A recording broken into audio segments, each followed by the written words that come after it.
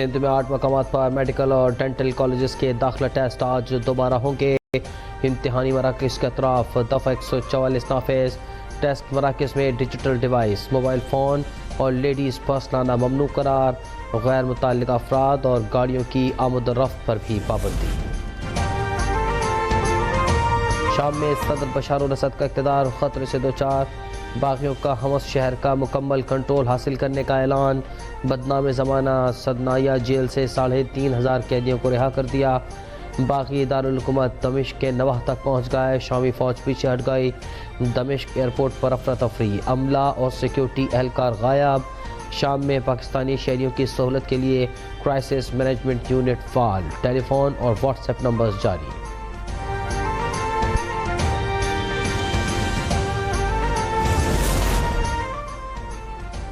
امریکہ کو شام، روس اور ایران کے درمیان تنازع میں ملوث ہونے کی ضرورت نہیں، یہ ہماری لڑائی نہیں ہے، ہمیں ایک پیسہ بھی دمشق یا اس کے کسی فریق کو نہیں بھیجنا چاہیے۔ نومنتخب امریکی صدر ڈونلڈ ٹرمپ کا بیان، کہا کہ ہم وائٹ ہاؤس میں موجود جنگ کے حامیوں کو تیسری عالمی جنگ شروع کرنے میں کامیاب نہیں ہونے دیں گے۔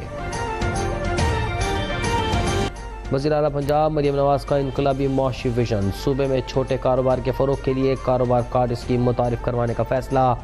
درمیانی درجے کے کاروبار کے لیے چیف منسٹر آسان کاروبار فائنینسنگ اسکیم پر اتفاق۔ بزنس کارڈ اسکیم کے تحت 1 سے 10 لاکھ روپے تک قرض دیا جائے گا۔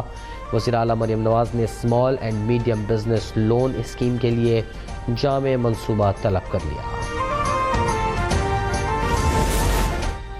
وزیر اعلیٰ پنجاب آج سرکاری دورے پر چین روانہ ہوں گی۔ مریم نواز چین کی حکمراں کمیونسٹ پارٹی کی بین الاقوامی ترقی کے شعبے کی دعوت پر 8 روزہ خصوصی دورہ کریں گی۔ سی پی سی کے انٹرنیشنل ڈپارٹمنٹ کے وزیر لیو جیان چاؤ سے ملاقات کریں گی۔ سینئر وزیر مریم اورنگزیب سمیت 10 رکنی وفد وزیر اعلیٰ کے ہمراہ ہوگا۔ استداد دہشت گردی عدالت نے جی ایچ کیو حملہ کیس میں 25 ملزمان کے ناقابل ضمانت وارنٹ گرفتاری جاری کر دیے۔ عدالت کا سی پی او راولپنڈی کو تمام ملزمان کو گرفتار کر کے 10 دسمبر کو پیش کرنے کا حکم۔ ملزمان میں علی امین گنڈاپور، کنول شذب، زین قریشی اور شبلی فراز شامل۔ وزیراعظم کے مشیر برائے سیاسی امور رانا ثناء اللہ کے ناقابل ضمانت وارنٹ گرفتاری جاری۔ جوڈیشل مجسٹریٹ گوجرانوالہ کا رانا ثناء اللہ کو گرفتار کر کے 12 دسمبر کو پیش کرنے کا حکم۔ تھانہ سیٹلائٹ ٹاؤن میں درج مقدمے میں رانا ثناء اللہ پر کنٹینرز ہٹانے اور پولیس اہلکاروں پر گاڑی چڑھانے کا الزام ہے۔ پولیس رانا ثناء اللہ کو بے گناہ قرار دے چکی ہے۔ مولانا فضل الرحمان نے آج اسرائیل مرد آباد ریلی میں حکومت مرد آباد کا نعرہ لگانے کی دھمکی دے دی۔ کہا کہ مدارس رجسٹریشن بل پر نون لیگ اور پیپلز پارٹی سے اتفاق رائے ہو گیا تھا، بل بھی پاس ہو گیا۔ ایوان صدر کی جانب سے اب اعتراض لگانا درست نہیں، مدارس کو دباؤ میں رکھنا انتہا پسندی کی طرف دھکیلنا ہے۔ ہم ریاست سے تصادم نہیں چاہتے، اگر ہم مایوس ہو گئے تو انہیں بتائیں گے کہ ان کا دباؤ چلتا ہے یا ہمارا۔ مہنگائی کی شرح گزشتہ 6 سال کی کم ترین سطح پر آ گئی۔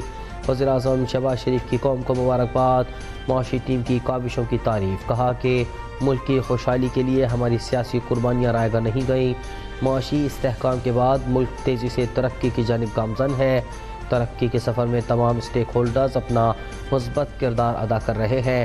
بیرون ملک سے ترسیلات زر اور دوست ممالک سے سرمایہ کاری میں اضافہ ترقی کے سفر کی عکاسی قرار۔ آئی ایم ایف سے پیٹرولیم مصنوعات پر سیلز ٹیکس لگنے کی کوئی بات نہیں ہو رہی۔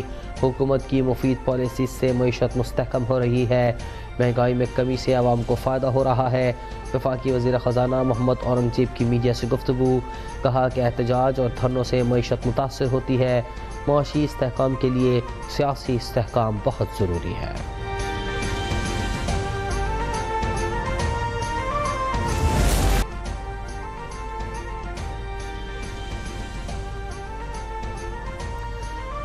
اور پی ٹی اے کا فری لانسر صارفین کو سہولت دینے کا فیصلہ، موبائل فون نمبر کے ذریعے وی پی این رجسٹریشن کی سہولت متعارف۔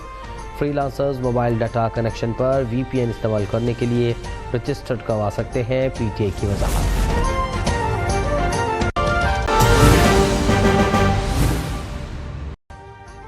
ابھی سبسکرائب کریں تاکہ کوئی خبر رہ نہ جائے۔